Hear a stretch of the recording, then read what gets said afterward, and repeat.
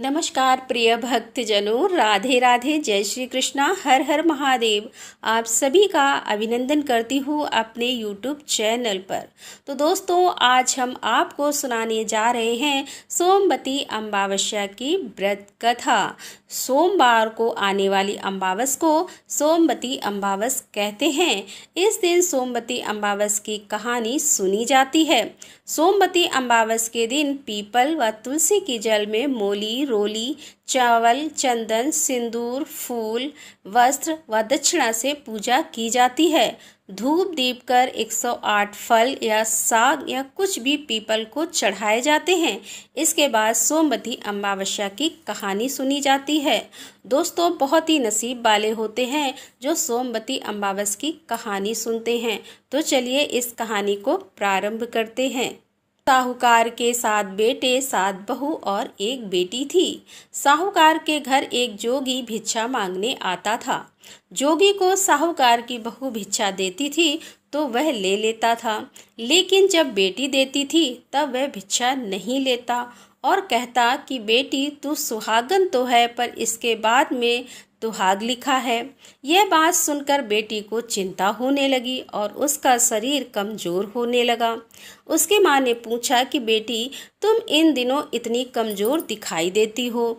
तब उसने बताया कि एक जोगी भिक्षा मांगने आता है जो कहता है कि बेटी, तू तो सुहागन है लेकिन इसके नसीब में दुहाग लिखा है। यह बात सुनकर उसकी माँ ने कहा कि कल मैं भी सुनूंगी। अगले दिन जब जोगी भिक्षा लेने आया तो उसकी माँ छुपकर बैठ गई। जब बेटी भिक्षा देने लगी तो जोगी ने वही बात फिर से बोली। इतनी बात सुनकर उसकी माँ बाहर निकल कर आई और बोली, एक तो हम तुम्हें भिक्षा देते हैं और तू ऊपर से हमें गाली देता है। जब जोगी बोला कि मैं गाली नहीं देता, जो सच है वही बोलता हूँ, जो इसके भाग्य में लिखा है मैं वही कहता हूँ। माँ ने जोगी से कहा कि तुम्हें यह पता है कि इसके भाग्य में दुख लिखा है, तो यह भी बता दो कि यह कैसे दूर होगा। तब जोगी बोला कि 7 समुंदर पार एक सोना धोबन रहती है जो सोमवती अमावस का व्रत करती है। अगर वह आकर अपना फल दे दे तो इसका निवारण हो सकता है, नहीं तो विवाह होते ही इसके पति को सांप डस लेगा। यह बात सुनकर माँ बहुत रोने लगी और सोना धोबन की तलाश में जाने लगी। चलते चलते रास्ते में तेज धूप पड़ने लगी तो साहूकारनी एक पीपल के पेड़ के नीचे बैठ गई। उस पीपल के पेड़ में एक गरुड़ पक्षी का घोंसला था जिसमें गरुड़ का छोटा बच्चा था। साहूकारनी को घोंसले के पास एक सांप जाता दिखाई दिया तो उसने उस गरुड़ के बच्चे को बचाने के लिए उस सांप को मारकर ढाल के नीचे रख दिया। जब गरुड़ और पंखनी आए तो घोंसले के पास खून देखकर क्रोधित हो उठे और साहूकारनी को चोंच मारने लगे। तब साहूकारनी बोली कि मैंने तो तुम्हारे बच्चों की जान बचाई है। यह सर्प तुम्हारे बच्चों को डसने वाला था तो मैंने इसे मारकर गिरा दिया।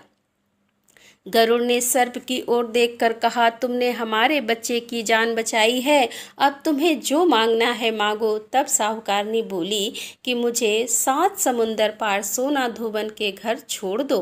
गरुड़ ने साहूकारनी को अपनी पीठ पर बैठाकर 7 समुंदर पार सोना धोबन के घर छोड़ आया। वहां जाकर साहूकारनी ने सोचा कि सोना धोबन का कैसे राजी किया जाए। सोना धोबन के 7 बेटे और 7 बहू थी। उसकी 7 बहुएं काम को लेकर रोज लड़ाई किया करती थी और काम भी नहीं करती थी। रात को जब सो जाती तो साहूकारनी सोना धोबन के घर जाती और घर का सारा काम करती। गायों को नहलाती, घर की सफाई करती, रसोई का काम करती, चौका बर्तन करती, आटा पीसती, कपड़े धोती, पानी भरती और दिन होने से पहले वह चली जाती।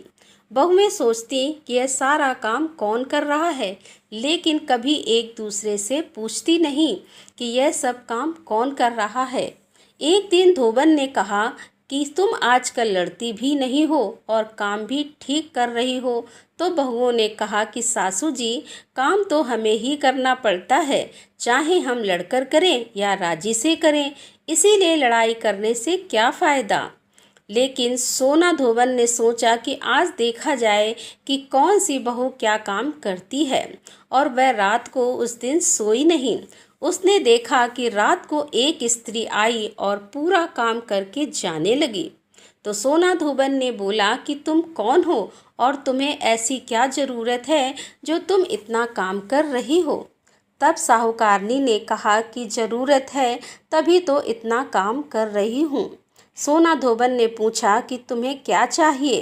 तब साहूकारनी बोली कि पहले मुझे वचन दो, तब बताऊंगी। सोना धोबन ने उसे वचन दिया और कहा कि अब तुम्हें अपनी बात बताओ। साहूकारनी बोली कि मेरी बेटी के भाग्य में दुहाग लिखा हुआ है, इसीलिए आप चलकर उसे सुहाग दें। सोना धोबन अपने बेटे बहू से बोली कि मैं तो साहूकारनी के साथ जा रही हूँ।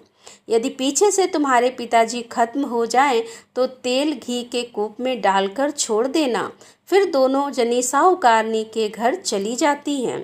साहूकार की बेटी का ब्याह होने लगा। दूल्हा फेरों में बैठ गया।